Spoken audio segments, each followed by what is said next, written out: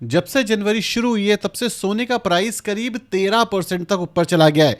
और जब भी प्राइस अप्रिसिएशन इतना ज्यादा होता है तो सबसे पहला क्वेश्चन आता है कि सोने के अंदर कोई बबल तो नहीं बन रहा, और क्या अब हमें सोना नहीं खरीदना चाहिए, क्या एक्चुअली अपॉर्चुनिटी बन सकती है, या मेजरली हो क्या रहा है कि Indian stock market even global stock market में भी एक मेजर करेक्शन आ रहा है। सो बेसिकली क्या गोल्ड भी यहां से गिर सकता है या नहीं गिर सकता, या गोल्ड की आने वाले टाइम पे क्या वैल्यू हो सकती है, ये डिस्कस करेंगे इस वीडियो में, क्योंकि जो डेटा निकल के आ रहा है वो काफी चौंकाने वाला है। सो मेरा नाम है अभिषेक उपाध्याय, आप देख रहे हो कॉफी थिंकर्स। शुरू करते हैं वीडियो। सबसे पहले शुरू करते हैं जेपी मॉर्गन की प्रिडिक्शन के साथ, क्योंकि जेपी मॉर्गन ने प्रिडिक्ट किया है कि 2028 तक जो गोल्ड है वो $8,000 पर आउंस के आसपास जा सकता है। अगर आप एक आउंस को ग्राम्स में कन्वर्ट करोगे तो approximately 34 gram equal to 1 ounce होता है। मतलब मोटा मोटी 3.5 लाख रुपए पर 10 ग्राम सोने की कीमत जा सकती है। लास्ट कुछ टाइम से अगर आप देखोगे तो गोल्ड के साथ क्या हो रहा है, करीब करीब 2022 के बाद से जब इसने अपना ऑल टाइम हाई तोड़ा तब ये 158% के आसपास की रैली दे चुका है। उससे पहले जो हमारा गोल्ड था वो सिर्फ कंसोलिडेट कर रहा था, और यही एक सबसे बड़ी दिक्कत है, क्योंकि जब जब गोल्ड इतना रैली दे देता है तो लोगों में डर आता है कि क्या यहां से क्रैश तो नहीं आ जाएगा। सबसे पहले यहां पे हुआ क्या, यहाँ पे जो रैली आई इसके पीछे का रीजन क्या है, और एक मेजर करेक्शन आया था इसके पीछे का क्या रीजन है, इसको समझोगे तो आपको प्रैक्टिकल चीजें समझ आ जाएंगी। और करेक्शन अगर आ भी सकता है तो कितना आ सकता है जो हमने ऑलरेडी पास्ट में देखा हुआ है, इसको भी समझते हैं। सबसे पहला इशू जो गोल्ड और सिल्वर में हमने पास्ट में विटनेस किया है वो रहा है लिक्विडिटी क्रंच। अगर आप याद करोगे 2011 में या उससे पहले जब भी सिल्वर के अंदर कोई बुल रन आया था, क्योंकि वहां पे लिक्विडिटी काफी ज्यादा कम कर दी गई थी। किसकी लिक्विडिटी? सिल्वर की नहीं, क्योंकि उस समय तक जो सिल्वर का यूज केस था वो इतना नहीं बढ़ता था, तो वहां पर आर्टिफिशियल लिक्विडिटी कम करी सिल्वर की, और जो बाइंग प्राइस थी वो बढ़ा दी, मतलब ज्यादा मार्जिन मिलने लग गया, तो आर्टिफिशियली ऐसा लगा कि डिमांड बढ़ रही है। तो यहां पे आता है कॉमेक्स। कॉमेक्स एक सेंट्रल कमोडिटी एक्सचेंज है। वो क्या करता है, जो मार्जिन कॉल होती है, मतलब सपोज करो अगर आपको 1 लाख का सिल्वर चाहिए या 1 लाख का सोना चाहिए, तो आपको मार्जिन दे दिया उसने 100% के आसपास, तो आप 2 लाख रुपए का सिल्वर खरीद सकते हो। तो इससे क्या हो रहा है कि कम पैसों में ज्यादा सिल्वर ट्रेड हो रहा है, डिलीवरी नहीं ले रहे, ट्रेड हो रहा है, ठीक है। तो इस सिचुएशन में क्या होता है, वो भागने लगता है। फिर कॉमेक्स आता है बड़े बड़े बैंकर्स के साथ और कहता है कि बैंक्स के पास तो अनलिमिटेड पैसा है, एक काम करो शॉर्ट पोजीशन बनाते हैं।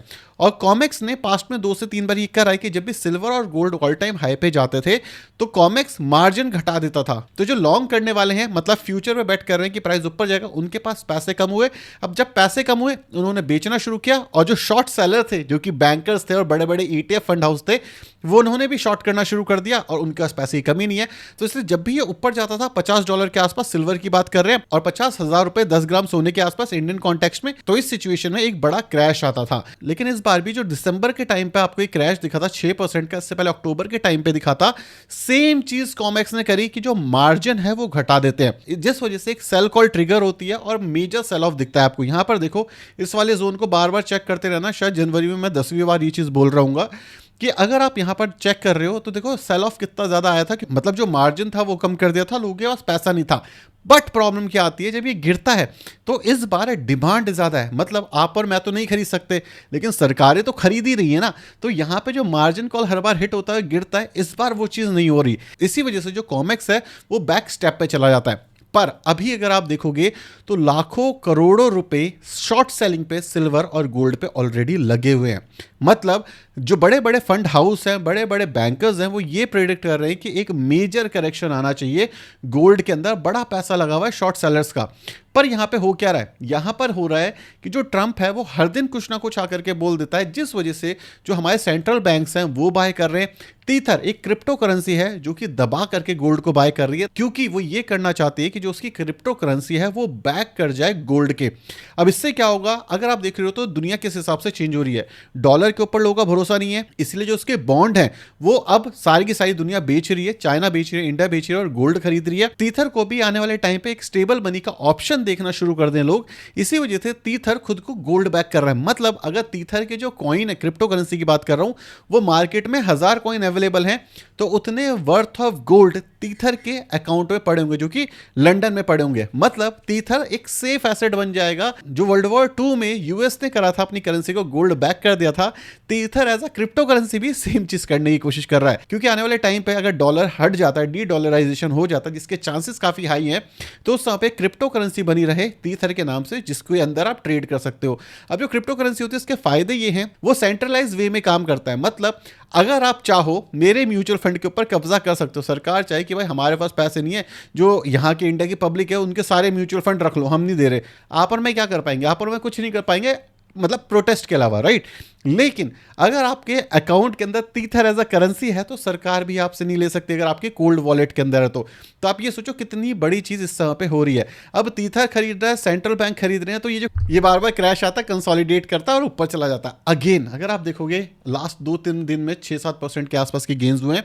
इसके पीछे सिंपल सा रीजन है, अननेसेसरी क्योस मचाया गया ट्रंप की साइड से। जैसे फ्रांस के ऊपर 200% टैरिफ की बात कर दी, ईरान के साथ भिड़ गया और नेशंस को बोलने लग गया जो भी ईरान के साथ ट्रेड करता है उस पर मैं 50 to 200% तक का टैरिफ लगा सकता हूं। उसके बाद यूरोप पे बोला कि आप पे 25% का टैरिफ लगा सकता हूं, तो अनसर्टेनिटी नेक्स्ट लेवल पे। उसके बाद बोला पीस बोर्ड बना दूंगा, आपको $1 बिलियन देना पड़ेगा। और जब फ्रांस ने बोला भाई मुझे ज्वाइन ही नहीं करना, मैं क्यों दूं $1 बिलियन, तो वहां पे बोला कि भाई तेरे पे 200% के टैरिफ लगा दूंगा। तो अब एक और अनसर्टेनिटी कि भाई तुम बोर्ड बनाना चाहते हो ना, तुमने किसी से सलाह ली, तुम उस बोर्ड के किंग बनना चाहते हो, और मैं $1 बिलियन क्यों दूंगा आपको, और अगर नहीं दूंगा तो आप क्या करोगे? आप 200% का टैरिफ लगा दोगे। तो ये एक और बड़ा रिस्क बन गया मार्केट के अंदर, जिस वजह से जो गोल्ड के प्राइजेस हैं ये आपको ऊपर जाते हुए दिखे। अब एक और क्वेश्चन आता है कि क्या गोल्ड नहीं खरीदना चाहिए? मैं आपको अपना पॉइंट ऑफ व्यू बताता हूं। सबसे पहली चीज 2025 सेकंड हाफ में मैंने अपने चैनल पे काफी बार बोला, इवन लास्ट 7 वीडियो में तो मैं सिर्फ गोल्ड ही कर रहा हूं। क्यों बोला था? क्योंकि जो दुनिया है वो एक अनसर्टेनिटी से जा रही हो, चांसेस हाई है कि और अनसर्टन होगी। लेकिन अगर आपको गोल्ड को रखना है तो 25% से ज्यादा अपने पोर्टफोलियो का नहीं रखना चाहिए। अब ये चीज बड़े बड़े फंड हाउस के जो फंड मैनेजर हैं ये बोलना शुरू कर चुके हैं। आज से पहले अगर आप किसी भी एडवाइजर से पूछते थे कि पोर्टफोलियो कैसा दिखना चाहिए, तो वो मेनली बोलता था कि अगर आपकी एज 20 से 25 साल 30 साल के आसपास है तो आपके पास इक्विटी होनी चाहिए, उससे ज्यादा है तो डेट का पोर्शन आना चाहिए, गोल्ड कोई कंसिडर नहीं करता था। लेकिन अब जब से ये अनसर्टेनिटी दुनिया में आई है, ये जो 25% गोल्ड एलोकेशन है ये बढ़ गया है। और सिर्फ आपका मेरे पोर्टफोलियो में नहीं, आरबीआई जो हमारी सेंट्रल बैंक है, फेड जो कि यूएस की सेंट्रल बैंक है, उनके पोर्टफोलियो में भी जो एक गोल्ड है वो एक मेजर चंक का हिस्सा रख रहा है अपने पास। मतलब आप और मेरे पोर्टफोलियो में होना चाहिए और सेंट्रल बैंक के पोर्टफोलियो में भी है। पहले क्या था सेंट्रल बैंक के पोर्टफोलियो में? Dollar, right. हम जब भी कुछ करते थे तो डॉलर खरीदते थे। तो आई होप अभी तक समझ आ गया होगा कि भाई अब हर कोई इंसान गोल्ड की साइड भाग रहा है। चांसेस हाई है कि जो गोल्ड है ये यहां से भी ऊपर आपको जाता हुआ दिखे। लेकिन यहां पे एक बड़ा लेकिन क्या है कि एक मेजर जो करेक्शंस हैं ये आपको दिखेंगे। मतलब आप हमेशा तैयार हो कि भाई 10 से 20% के करेक्शन आपको शॉर्ट टर्म में आते हुए दिख सकते हैं। अब मैं ऐसा क्यों कह रहा हूं? आप ये वाली रैली देखो, जब बाजार ने इस वाले जोन के अंदर कंसोलिडेट करा, उसके बाद जब ये रैली आई, ये रैली कितनी लंबी रैली थी? ये रैली थी आपकी अप्रॉक्सीमेटली 32% के आसपास की। फिर इस रैली के आने के बाद ये जो एक मेजर करेक्शन आया करीब 12% का, उसके बाद कंसोलिडेट होता है और उसके बाद दोबारा से आप देखोगे यहां से जो रैली शुरू हुई है अभी तक आ चुकी है 21% की, 5-7-10% की और रैली बची हुई है। उसके बाद फिर से करेक्शन आएगा और एकदम से करेक्शन नहीं आया। आप यहां पर भी देखो, यहां से यहां तक गया 16%, फिर कंसोलिडेट किया और फिर ऊपर चला गया। तो कोई डरने वाली बात नहीं है, यहां पे गिरावट आएगी तो गिरने दो। सेकंड इंपॉर्टेंट चीज, इस वाले जोन को आप ध्यान से देखो, मैं बढ़ा देता हूं, इसको कहते हैं आरएसआई। आरएसआई का मतलब होता है ओवरबॉट और ओवरसोल्ड जोन। आप यहां पर एक फोकस करो, जब भी आरएसआई 86 के आसपास गया है और जब भी आरएसआई ने 70 का नंबर तोड़ दिया है, उसके बाद एक मेजर करेक्शन आया है। मतलब इसको मैं दोबारा से छोटा कर देता हूं। जब आप देखोगे यहां पर क्या हुआ, इस वाले जोन में आरएसआई 80 गया, फिर उसके बाद 11% का करेक्शन, फिर आरएसआई चला गया था 46 के आसपास, फिर कंसोलिडेट करता है, फिर इसके बाद इस वाले जोन में करीब 25 दिसंबर को आरएसआई चला जाता है हमारा कितना 78 के आसपास, फिर यहां पे एक मेजर 5% का करेक्शन आता है और आरएसआई आ जाता है 52, फिर यहां से ये ऊपर गया है और आरएसआई आज की डेट में 78 के आसपास का चल रहा है। मतलब बहुत जल्दी हो सकता है कि 5 से 7%, 10% का करेक्शन आपको देखने को मिल जाए। तो आरएसआई हमें दिखा रहा है ओवर बॉट जोन, और जो बाइंग प्राइस होना चाहिए आरएसआई के अकॉर्डिंग 50 के आसपास अगर हमें दिख जाए तो हम यहां पर बाय कर सकते हैं। तो आई होप आपको समझ आ रहा होगा कि गोल्ड कितना इंपॉर्टेंट होने वाला है और आने वाले टाइम पे गोल्ड क्यों चलेगा। रही बात इक्विटी मार्केट की, तो इक्विटी मार्केट के अंदर आपको टर्बुलेंस देखने को मिलेगी जब तक चीजें क्लियर नहीं होती। अभी कोई भी ट्रेड डील की बात नहीं हुई है और ट्रंप को देख करके दुनिया की मार्केट हिली पड़ी हुई है। क्रूड ऑयल सस्ता हो गया है और दुनिया अनसर्टेनिटी से जा रही कि कब कौन सी जंग कहां पे शुरू हो जाए, किसी को इसके बारे में नहीं पता चल रहा। और ये एक बड़ा रिस्क बन चुका है ग्लोबल मार्केट के अंदर। अगर आप ये सोचते थे हमेशा से ना कि बाजार हमारा अच्छा है, चलता रहेगा, और इसी वजह से कहते हैं कि आपको लॉन्ग टर्म इन्वेस्टमेंट करनी चाहिए, क्योंकि दुनिया में कब क्या हो जाए किसी को कुछ नहीं समझ आता, राइट। लेकिन एक और चीज, मार्केट इस समय पे चीजों को डिस्काउंट कर रही है, तो बहुत जल्दी हो सकता है इसको भी डिस्काउंट करे और आगे मूव फॉरवर्ड कर जाए। लास्ट और सबसे इंपॉर्टेंट दिक्कत जो बाजार के अंदर चल रही है वो ये है कि हमारे रिजल्ट अच्छे नहीं आ रहे, और रिजल्ट अच्छे नहीं आएंगे तो एफआईआई बेचते चले जाएंगे और डीआईआई खरीदते भी चले जाए तो भी कुछ नहीं होता। कई लोग कहते हैं यार जो डीआईआई है वो ज्यादा खरीदता है, एफआईआई कम बेचता है, फिर भी हमारा बाजार क्यों गिर जाता है। पहली चीज, एफआईआई की जो बाइंग होती है वो कॉन्सेंट्रेटेड बाइंग होती है। लेट सपोज अगर एक डीआईआई है वो खरीद रहा है, वो 50 स्टॉक के अंदर सेम अमाउंट ऑफ मनी डालेगा, तो इससे क्या होगा, वो 50 स्टॉक तो थोड़े से बच जाएंगे, लेकिन जो एफआईआई है वो कॉन्सेंट्रेटेड स्टॉक्स के अंदर ज्यादा सेल करेगा।